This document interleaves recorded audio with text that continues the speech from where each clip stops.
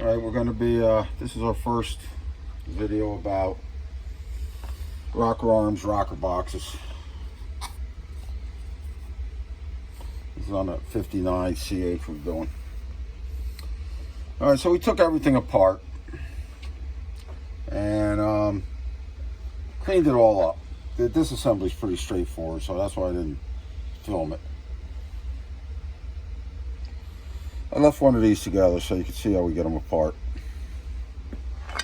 All right, we're going to grab it in between these. We're not going to grab on the journals. Yep. We're going to grab in between. So you got to get it on an angle in your vise because you want to get as much surface area of the vise jaws in between. So depending on how tall your vise jaws are, it depends on how far of an angle you can have it on. These jaws are pretty tall in this vise. Then you got to have your, whichever brand you happen to like. Your impact. Yeah, your hand impact. All right, get that thing in there. All right, give this thing one good whack. Nice sharp whack. Gotta make sure I'm lined up. And that's how you get that off. Not a big old screwdriver and pair of channel locks? You can do all of that. But these are probably going to get pretty chewed up. Yeah, those are pretty nice. Okay, so that's what's going on there. That's how you get that apart. Jesus. Okay. Perfect. Okay, way to go. Way to be. All right, so let me clean this one off real fast. Then I'll come right back here. You want to do one of those and I'll clean that off when we're done?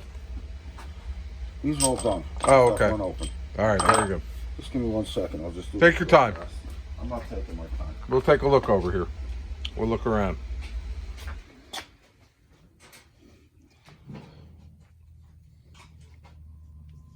Looking around. Okay. Taking a walkabout, as they say. We're walking about. Let's stick that,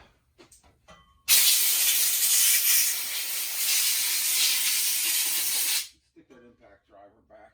Bring that thing over here, would you? Yes, sir. Throw that shit up there. Throw that drawer.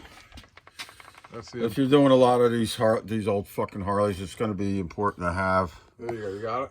Yeah, a shitload of different freaking bits for that impact driver, for all the different situations that come up. Okay. All right, so the first thing let's do is let's go over these components, explain the differences over the years. La-di-da-di-da. Let me get grab a wiper. Wipey. Yeah. A wiper beater. Happy wiper. Yeah. Happy lifer. Okay. All right, let's start with the boxes themselves. These boxes were used 57 to 70. And then, as I guess everybody knows, this one with the cutout was used 71 to 85. Now, they're all interchangeable, except for this. Yeah, luckily, this is a 1000cc box. Okay, so what happened is when they went from 900 to 1000, they moved the head bolts out twice, actually. Early 72 and early 73 were moved out a little bit, and then late 73 to 85 were moved out some more. And if you look close here, this is machined from the factory. You can see that, yep. To get your wrench in there with the inside head bolts. Gotcha. If you look at this one, look at how much further it's machined. Oh, yeah. Yeah, bring it up so you can see both of them. Yep. See how much further these are going in? Yeah, absolutely. Right, these are for later. So if you're going to put 900 boxes on here later, you may end up having to open this up. If depending on what you're using for head bolts, you're going to have to figure all of that out. If you use Allen, maybe. Right. Not. If you want to put these late model ones on your 900, they just go right on. All day. Okay, so we're going to get to why this box is cut in half in a little while. All right, now, the boxes. Two things happen to the boxes over time. These ones are not. The first thing that happens is somebody sends them out to a chromer. Then the freaking chromer polishes all of this down. Polishes it down so far that these O-rings that are supposed to seal in here are hanging out. You have constant problems with the O-rings leaking. There's ways around that, but I think that's a little past the scope of where we're going with this. This is more about how these things work and how you rebuild them. Okay, now, let's move on to the rocker shafts themselves. These are the rocker shafts. Two different styles. This kind and this kind. Now, see the difference? Yeah, Okay. I can. Yep. Big giant threads. Yeah. Next thing you need is a pointy thing. I got a pencil, I think. Nah, I need a pointy thing. Get your pointer out, will I you? don't say pointy thing at least once in a video. We're not doing it right. Where's my pointy thing? Yeah, where's my pointy thing? Exactly. Do you have the official one? Ah, you do. The official pointy this the thing. official That's one? the official, yeah. Dr. Okay. Dick Modeling. Okay, so here's the deal. These shafts used 57. This is the early one, right? Yep. This is one like the With the small 59, yeah, threads. with the small thread. Okay. Okay, these are used 57 to early 71. Okay. Late 71 and up use these shafts. The big hole. That's the only difference so far. No, Okay. so far. So far. Okay. Deal is these shafts are two-piece. This entire shaft up to here is one shaft. It goes on the freaking center grinder, and they grind the whole thing one shot. This is a pressed-on sleeve. Okay. And can you see what I'm saying. doing? Yeah, oh, yeah. So it presses on right in here. And what happens is, inside on this rocker arm shaft itself, Yep.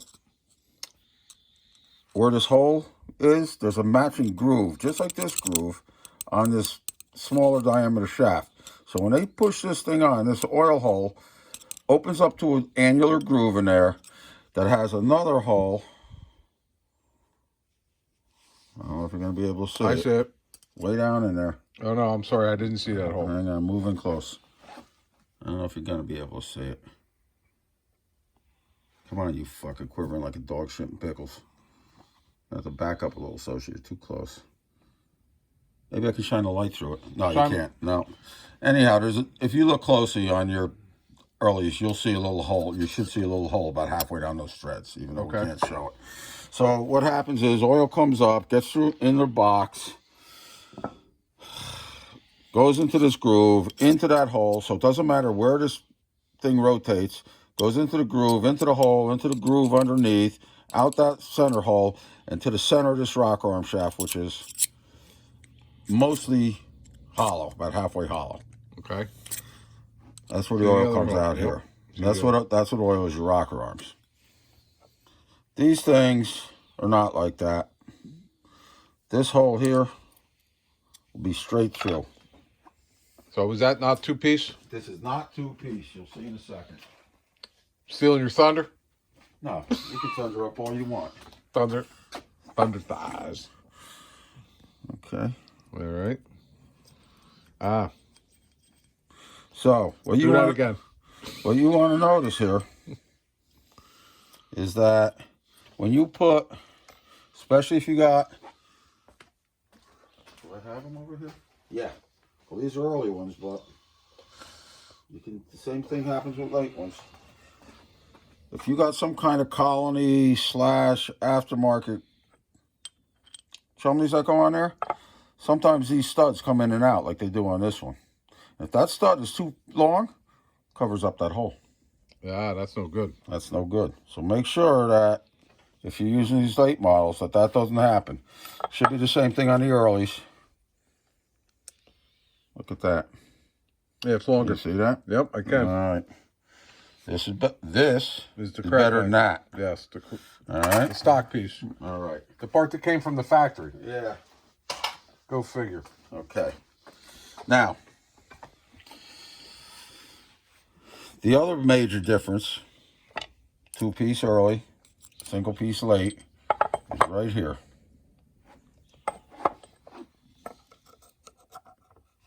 See that groove? Yeah, I see that groove.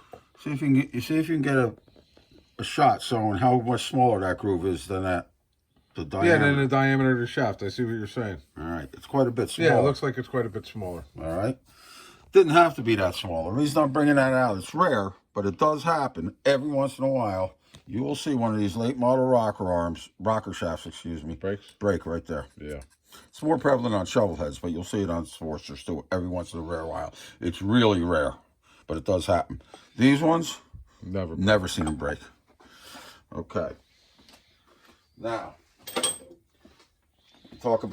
let's talk about leaking rocker box O-rings because we're onto the shafts. The O-rings will not last forever because of the way I design these things. What happens here is that Harley Davidson, probably for their own ease of assembly,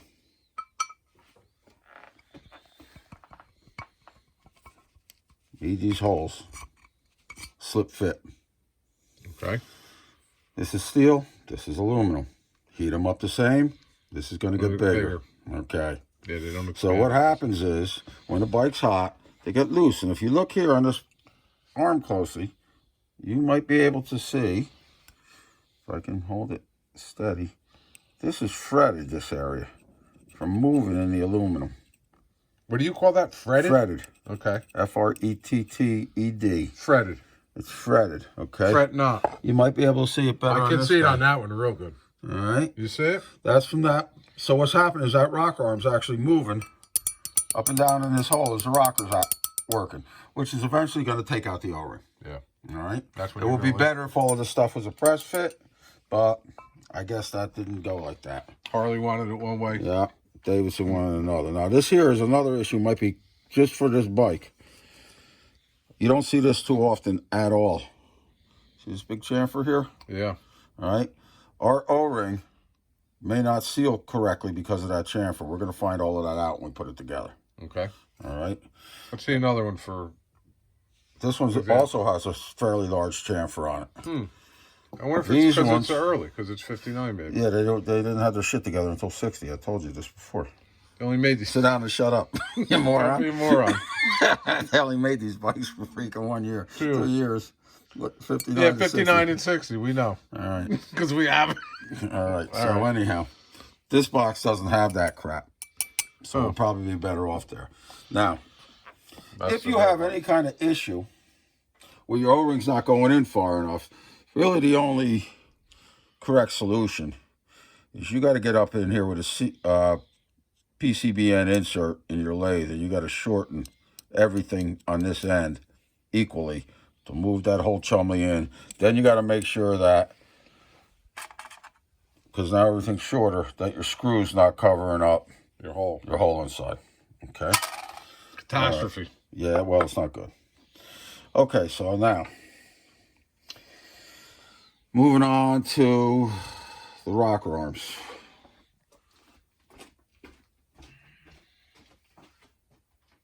Harley Davidson made a couple of different... You better come over here. Harley Davidson made a couple of different pattern changes over the years. I'm not going to go over all of them. All of the Harley rocker arms work pretty good. Now, these are the original 59s, and if you can see, it's two forgings.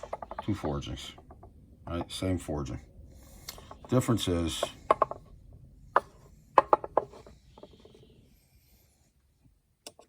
hole. Yeah. No hole. Okay. All of the ones with the holes, there's going to be 2 of them with holes, just like down here. Shazam. The ones with the holes, they're the exhaust. Okay. The ones without the holes are the intakes. All right. All right. They tell us that in the book somewhere? I think it does. Yeah. I think it does. But I do see a lot of bikes put together backwards, you know, because I don't think people are aware of it. Okay. Now, so when you put your bike together, just make sure you got your oil holes to the exhaust. Once you know that the oil holes have to go to the exhaust, these rocker arms will only go together in one way. The entire box will only fit together in one way. You don't got to worry about which one's the front or rear. As long as you know these ones are the exhaust with the little holes, everything's going to go right together.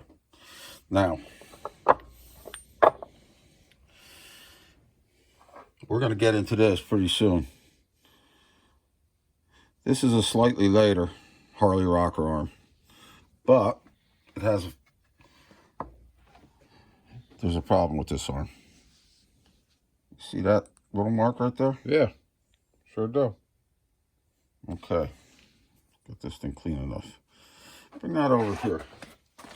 Come on over here. This is an exhaust.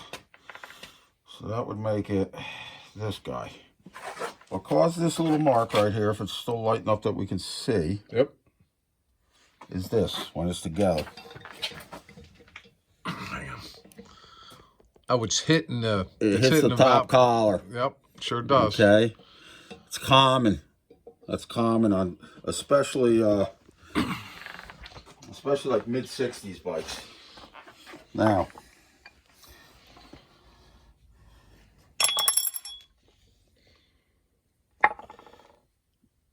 this is just here because it's the late one. All right. This is an aftermarket. This is somebody's aftermarket rocker arm. First off, it ain't forged, it's cast. All right. Next thing.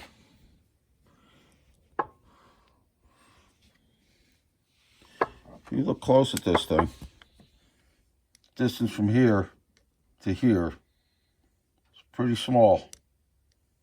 Compare that to this.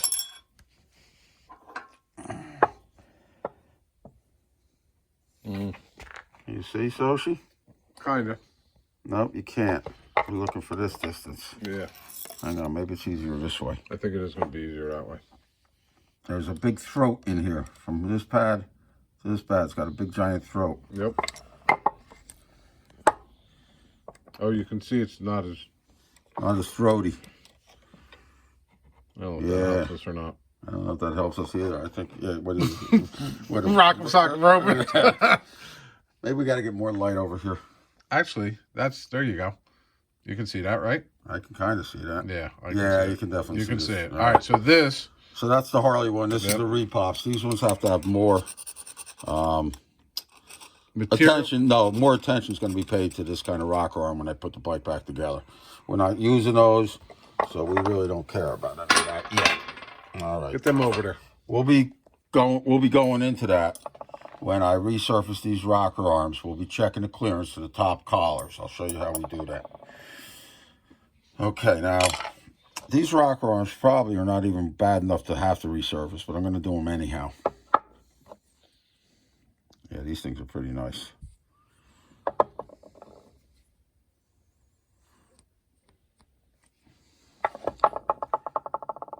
Yeah, they're pretty good.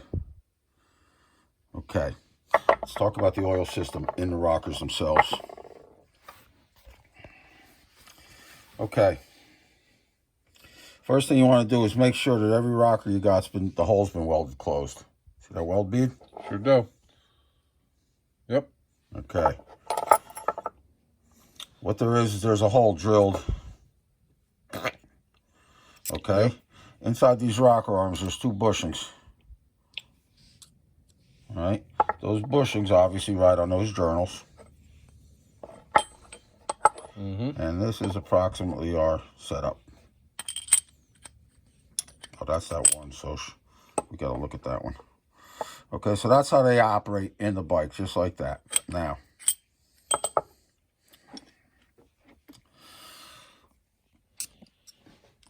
oil is coming out of this hole between the 2 rocker bushings, and that's what oils up the rocker arm and the bushings, okay?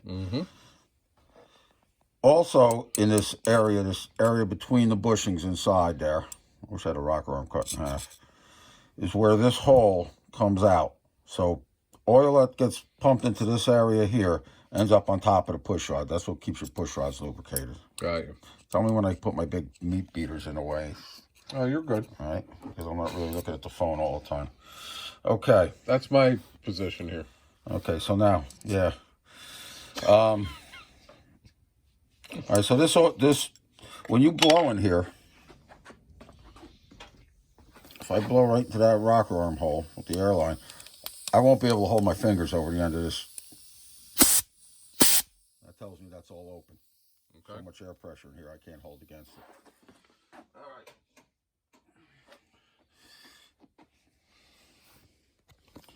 Now, what these springs are supposed to do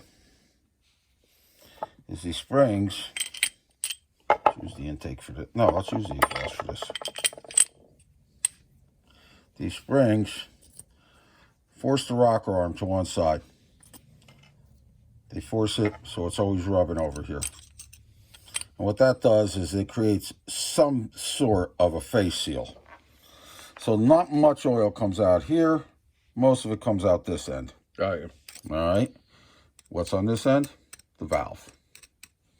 That's how your valve gets oiled on your intakes. Now on your exhaust, what happens is also that's happening. But this little hole is also open to this reservoir of oil that's getting pumped in here. And that pees on your exhaust valve springs. Keep your valve springs cool. Okay. So what you need to do is make sure that all of that stuff is open. Now, these bushings, so I gotta get us a light, man. Maybe this thing's not been working too good lately. Can you see that hole in there? That little slot in that bushing? Yes. Yeah, okay. That slot in that bushing, all bushings have it. On this end, the push rod end, doesn't really matter where that slot lines up. Doesn't go to anywhere. Okay. But over here, on the valve end, Yep.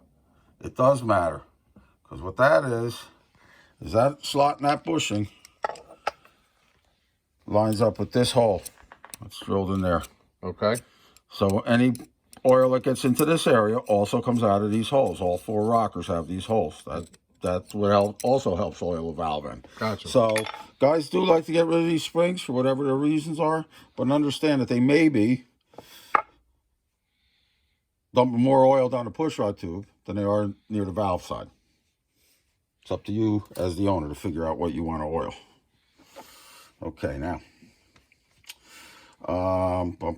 We did that. We will talk about these washers on the assembly video. We'll talk about the rocker box being cut in half on the assembly video. So at this point, what we're going to do is, I think we're going to cut this off, and I think the next video, what we'll do is I'll get set up over on the surface grinder to reprofile these pads. All right, and then I'll show you that setup. I'll show you us reprofiling them, and we'll take everything from there. So let me make sure that I see stuff coming out of here. This is the one we just didn't have apart all the way.